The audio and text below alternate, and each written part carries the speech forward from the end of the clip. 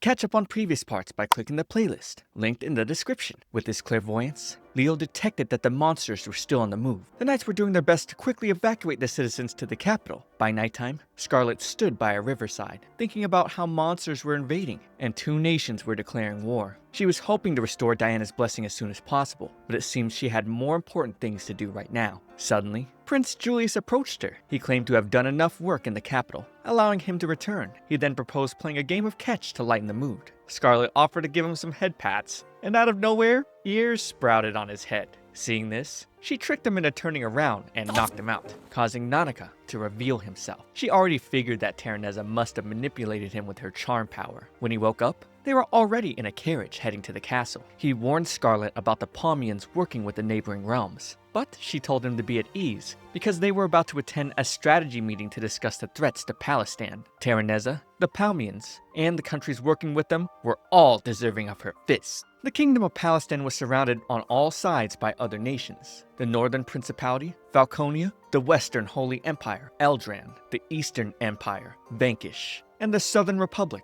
Lindbergh, all were quite formidable, with superior territory and military to Palestine. In the past, they had always kept each other in check, but the moment the Holy Gem of the North was destroyed, Falconia and Eldren declared war on them. In addition, monsters from other lands came through the hole in the barrier to invade Palestine territory. According to Julius, there were about 50,000 monsters. Paragus doubted their entire military would be able to defeat them. Julius then mentioned that the monsters were making a beeline for the capital, as if something was drawing them there. Plus, the armies of Eldrin and Falconia were at their borders, though they hadn't shown any signs of invading yet. Scarlet speculated that they were waiting for Palestine to exhaust itself fighting monsters, so that they would give little resistance. Seeing the hopeless situation, the prince decided to begin the conference. However, he questioned why everyone was acting like they were at a funeral. He told them there was some good news, explaining that a particular faction had contacted him in secret. Julius would then welcome the crown prince of Vanquish Empire, Alflame, as the proposer of this alliance. Leo quickly objected,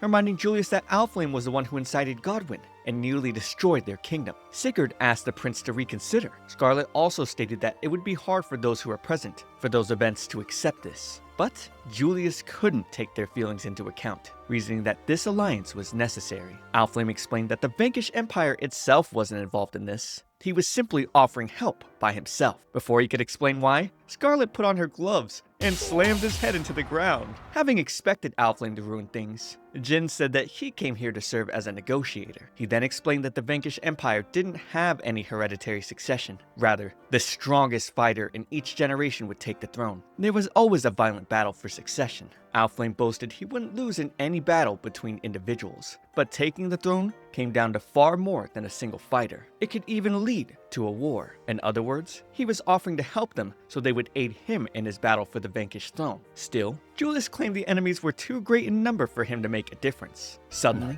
a soldier reported there were thousands of dragons in the sky above the capital. Alflame explained they were with him. These were his country's elite air force, the Red Sky Dragoons, and they could take out 50,000 monsters easily. Alflame told Julius the Dragoons had experience battling terrifying monsters flooding in from the demon continent day and night. Julius then brought up he had a strategy to grant them victory with other nations, to avoid a war entirely. He had already sent a messenger to Lindbergh, and the nation said they would remain observers in this affair. As for the nations that had declared war, he was hoping Alflame would have good intelligence. The Vanquish Prince assumed he knew of their detour to the north, but it was actually Jin who told Julius about it. Alflame told them they sighted the forces of Falconia in the forests of the north. Their numbers were small, and they seemed to be mixed with a band of elves and beastkin. Falconia had never shown interest in expanding its borders before, so Julius speculated their invasion was instigated by outsiders. If Falconia dropped out, then Eldrin would most likely reconsider their invasion as well. As for who would make negotiations with Falconia, that's why Dios was brought here. Nanika also offered to go, because his kinsfolk might be there. He was sure he could convince the beastkin to stand down, since they generally didn't like fighting. With that settled, Julius brought the conference to an end.